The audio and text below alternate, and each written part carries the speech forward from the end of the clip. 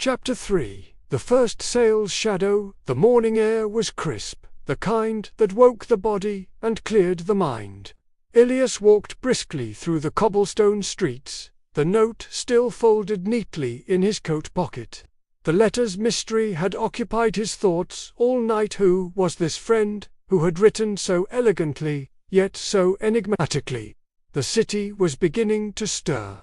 Market vendors arranged their wares. Chimneys released pale ribbons of smoke, and the rhythmic clatter of horse-drawn carriages echoed between the narrow streets. Elias, suitcase in hand, walked with purpose toward the grand hotel, a building of polished marble and gleaming brass fixtures that seemed to belong to another world entirely. Inside, the hotel lobby was a study in opulence. The floors gleamed like glass. The chandeliers glowed softly, and the air was filled with the scent of fresh coffee and perfume. He hesitated at the entrance to the café, unsure what sort of man or woman he should expect. A waiter approached him. "Monsieur Moreau." Elias blinked. "Yes, that's me." The waiter gestured toward a corner table, where a man sat with a newspaper folded neatly beside his cup of tea. He was impeccably dressed in a dark grey suit, his hair slicked back, and his eyes sharp and calculating even from a distance. When Elias approached, the man smiled a slow, deliberate smile that seemed to know more than it revealed. "Mr. Moreau," he said, standing and extending his hand. "It's a pleasure. Please, sit." Elias shook his hand and took a seat. "You have me at a disadvantage, sir. I don't believe we've met." "Not formally," the man replied, his voice smooth. "My name is Henry Duret. I represent several merchants across the region. I make it my business to know people with potential, and your name has come up." Ilias frowned slightly. "My name? I've only just begun. How could anyone know of me already?" Duret chuckled softly. "Word travels faster than trains, my young friend. A cobbler, a shopkeeper, a few others each spoke highly of your manner. Honest, hard-working, persuasive, without being pushy.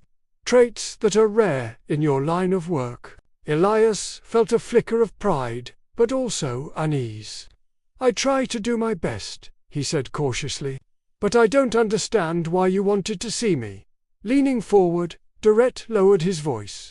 "Because I think I can help you go farther than door-to-door sales.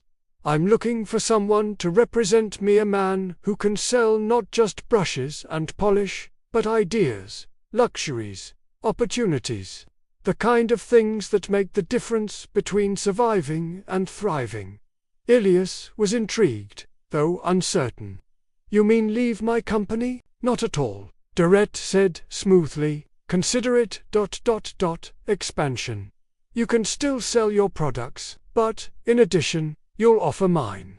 You'll earn double the profit, and I'll provide introductions, wealthier clients, larger accounts. Your name could travel beyond this city." The idea was tempting. Elias imagined himself in fine hotels, speaking to elegant clients, writing letters of business instead of knocking on doors in the rain. But something about Duret's confidence felt rehearsed, as though he had made the same offer to many others. "What would I be selling?" Ilias asked. Duret smiled, tapping his fingers on the table. "Imported goods, perfumes, fine writing instruments, fabrics from Italy. Legal, of course," he added with a hint of irony, "though occasionally ... unconventional." Elias hesitated. "Unconventional? Merely in the sense that some of my clients prefer discretion," Duret replied. "And discretion, Mr. Moreau, is the mark of a true salesman. What you sell is less important than how you sell it." Elias sipped his coffee slowly, thinking he was no fool. He could sense the shadow beneath Duret's charm, and yet part of him was drawn to it, the promise of success, the thrill of something beyond the ordinary grind of small-town sales. After a pause, he said, "I'll think about it." "Of course you will. Durrett said, smiling. "You're a cautious man. I like that. But don't think too long, the road waits for no one." He slid a small card across the table.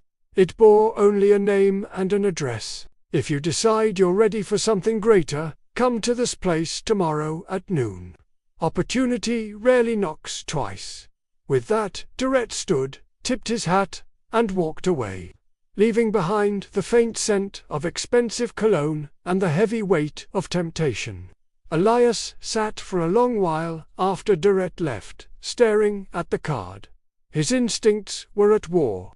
Part of him whispered caution, his mother's voice, reminding him of honesty and kindness. Another part, the ambitious, restless part, whispered that this was his chance to step into a larger world. He pocketed the card, finished his coffee, and left the hotel. The rest of the day passed in a blur. He tried to lose himself in his work, visiting new shops, making polite introductions, but Durrett's words echoed in his mind. Opportunity rarely knocks twice. By evening, he had made only 2 sales. His focus was fractured, his thoughts wandering. As he returned to his room at the inn, he found himself replaying the conversation again and again. What harm could there be in hearing more? He reasoned. If the deal was dishonest, he could walk away.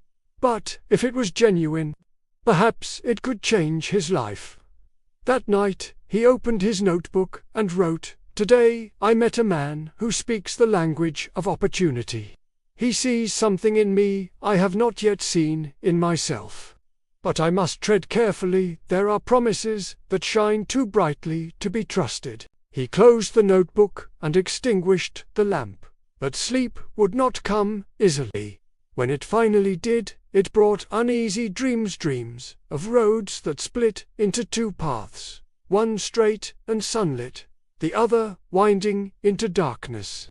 He walked both, over and over, unable to choose. The next morning, Elias rose before dawn. He dressed slowly, deliberating. The card lay on the table beside his suitcase. Noon, Durrett had said. He packed his samples and set out for his usual route, telling himself he would decide later. But as the clock neared 11, his feet turned of their own accord toward the address on the Carder warehouse near the docks. The building stood apart from the others, its brick walls weathered and its windows shuttered. A single carriage was parked outside. Inside, the air was cool and smelled faintly of tobacco. Durrett was waiting, leaning casually against a wooden crate. "Mr. Moreau," he said warmly, "I had a feeling you'd come."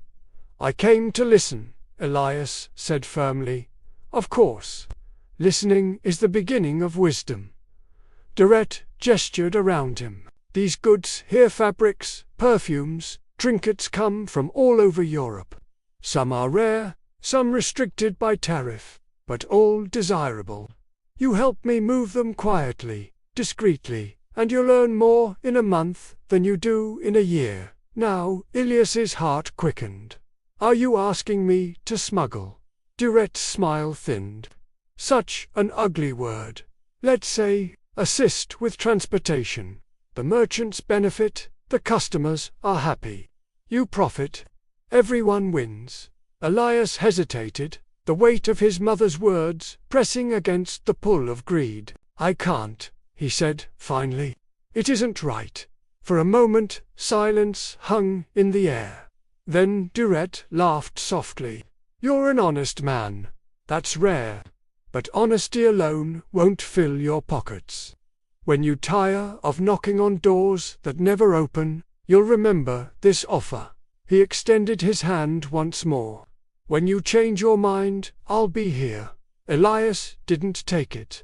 He turned and walked out, his footsteps echoing in the empty street. That evening, as he sat alone in his room, he felt both relieved and burdened. He had done the right thing, he was sure, but doing right had never felt so costly. The promise of the unknown, he realized, was not always made of light. Sometimes it carried shadows. He opened his notebook one last time that night and wrote, "The road offers many paths. Some glitter with false gold. Today I chose the harder one. I don't know if it will lead to success, but at least, when I look in the mirror, I will still see myself." He closed the book, extinguished the lamp, and lay down. Outside, rain began to fall again, tapping softly on the window, a reminder that even the purest journey passes through storms.